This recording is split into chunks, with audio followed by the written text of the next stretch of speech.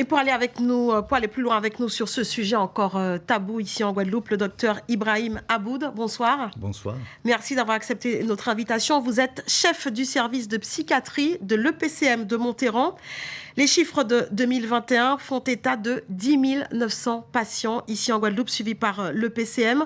Tout public confondu, l'établissement public de santé mentale dont l'activité est répartie sur 6 secteurs d'activité. Avant d'évoquer avec vous la prise en charge, quels sont les patients que vous rencontrez ici en Guadeloupe? Quel est le visage de la psychiatrie en Guadeloupe? Quels sont les profils?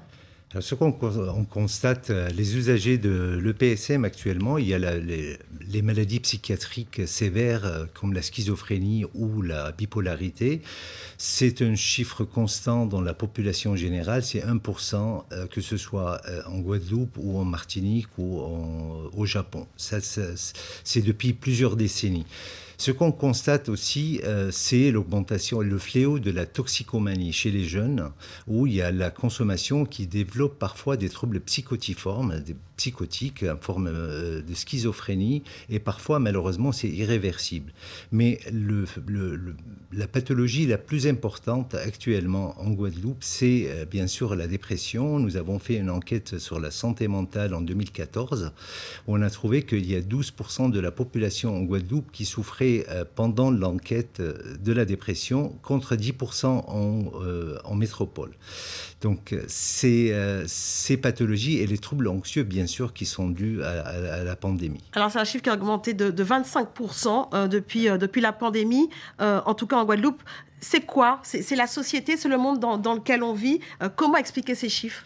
En fait, ces troubles anxieux qui font aussi des complications évolutives vers les dépressions, c'est pour la pandémie, pendant la pandémie, c'était bien sûr l'isolement social et cette peur de l'avenir et de développement de la maladie qui a créé ça, mais aussi qui a en fait, accompagné, c'était aussi les problèmes économiques et sociaux de la société. Et de façon plus générale chez nous? C'est toujours la peur de perdre son emploi, la fermeture des entreprises, cet avenir incertain par rapport à la pandémie, mais c'était pas qu'en Guadeloupe.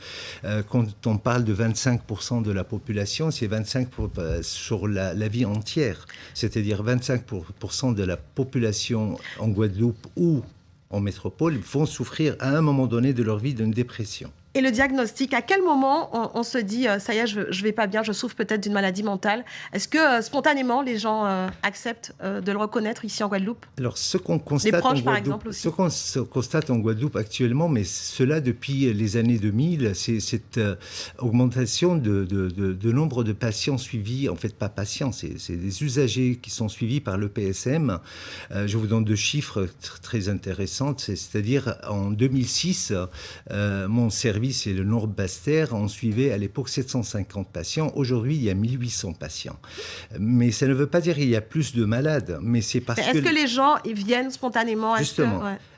Parce que nos compatriotes guadeloupéens, ils acceptent mieux la psychiatrie. Il y a une sorte de démocratisation de la psychiatrie, parce qu'à un moment donné, dans le passé, il y avait un regard très péjoratif, mais on s'est rendu compte que les Guadeloupéens et la population en général se fait suivre actuellement par des professionnels de la santé mentale, étant donné qu'ils sont mieux formés pour ce genre de pathologie. Et on vient de le voir, contrairement aux idées reçues, les maladies psychiques ne sont pas soignées exclusivement à l'hôpital. Il y a des structures extra-hospitalières comme celle qu'on vient de voir. En quoi ces centres sont-ils bénéfiques pour les patients? En fait, la réhabilitation des patients, c'est très important, très importante, parce que sachant que les psychotiques, souvent, il y a un repli autistique, ils se retirent un petit peu de la société, ils trouvent très difficilement du travail, et c'est vrai que ces centres de formation et réhabilitation sont très importants pour pour suivre ces patients et pour les réinsérer dans la société. Dernière question rapide, docteur Aboud. Les traitements médicamenteux sont multiples. Souvent, ils permettent de stabiliser la maladie. Est-ce qu'on guérit vraiment d'une maladie mentale, de dépression, de schizophrénie, de bipolarité? La schizophrénie, c'est vrai qu'avec le traitement, maintenant nous avons un arsenal thérapeutique très efficace et le traitement, il peut être très très efficace et on peut arriver à une stabilisation, voire une rémission. Le problème des malades schizophrènes, que c'est le déni de leur pathologie et ils arrêtent souvent le traitement.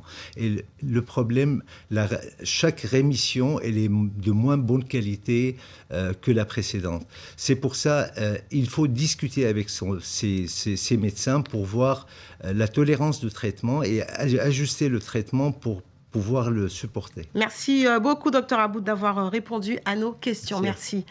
Les derniers chiffres de la Covid-19, pour la première fois depuis plusieurs mois, le nombre de cas positifs passe en dessous de la barre